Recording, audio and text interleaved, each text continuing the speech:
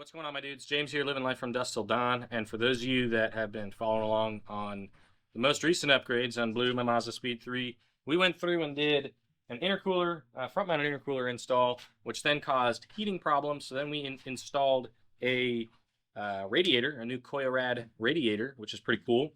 And along with the radiator install, because you're gonna have to drain the coolant system in order to do this, I'm gonna install a new thermostat.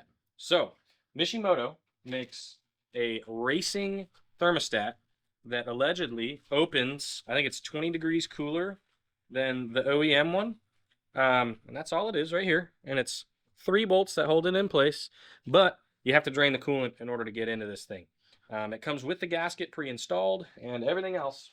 Super easy. All we had to do is pull off two coolant hoses and then grab, I think it's 10 millimeters. They might be 8s. I will let you know, but those 3 bolts, pop them off, pull the old one out, stick the new one in, and then we can go ahead and refill the coolant system. The reason why I'm doing this is with those cooling issues, my hope is that maybe there's like a higher flow or something that goes through this thermostat. We'll kind of look at them side by side, and that will help with, I don't know, the amount of coolant, like restriction of flow, so that it can better move and cool the engine. I don't know. Either way, the racing thermostat's open, like I said, somewhere around like 20 degrees colder than the OEM one, which means that your radiator is getting used much, much sooner. So, I don't know, maybe that helps with heat soak or something like that on the track. Either way, this doesn't get tracked, so it's not that big of a deal, but I wanted to give it a shot anyways and see kind of how that goes. So, let me pop you over here and I'll show you what we got to take apart. Okay, so here we are at the front of the car. This is the passenger side, and you can see these are blue because I swapped them with HPS blue coolant or silicone coolant lines. But these are the 2 coolant lines that you have to pop off, and your thermostat housing is right here. And you have the 3 bolts are going to be oriented just like that inside. So you have one in the top left, top right, and then bottom right in order to get to those. So I believe with those coolant lines off, we should be able to reach that no problem.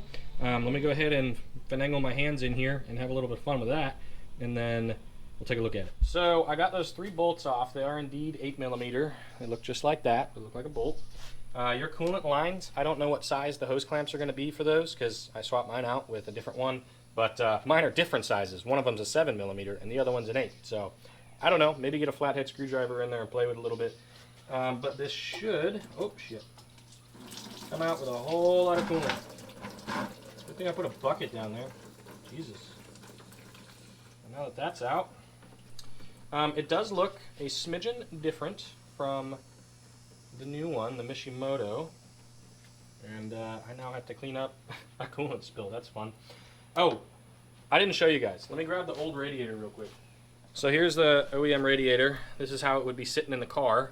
And on the driver's side, down at the bottom, there is a little screwdriver, Phillips head or flathead, whatever you want, screw, a little plastic thread screw. Unscrew it, pull that plug out, and that's how you drain the coolant from your car. So it's going to be sitting in there just like that, and you can access this from just in front of the driver's side front wheel. That's how you drain the coolant. Cool. Well, now that I've made a mess, let's go ahead and take a look at these, right? I don't really know why, but the Mishimoto one is like longer, but also kind of the same length for the bottom pipe tube thing. I don't know which one's in and which one's out. That's very interesting. It's like a couple of millimeters longer, but it looks a lot longer than it is. That's because the little bulb housing right here for the thermostat itself, like the heated or the element or whatever you want to call it, is a little bit like, I don't know, shorter. So weird. That messes with your brain too, right? That they're pretty much the same size, but they look so different. It's crazy. You can see the springs are different. The one on the OEM housing is much thicker than the Mishimoto, which makes sense why the Mishimoto opens at a cooler temperature, because the spring doesn't have to heat up as much metal in order to get to that temperature. So, how neat. Well, I'm going to go ahead and set this on the ground over here. I'm going to go ahead and get the new housing set into place here. And then start getting these bolts located. Just like that, the thermostat is in. It's not hard. Anyways, if you guys have any questions on that, then I don't know, drop a comment or something, and I'll answer them as best as I can. I'm going to go ahead and continue on with the radiator install. If you guys are curious about the swapping out the OEM radiator with a Koyorad, then go ahead and hop on over to that video because that should be out by now. And yeah, hope you guys have enjoyed. See you next time. Don't forget to live from dusk till dawn.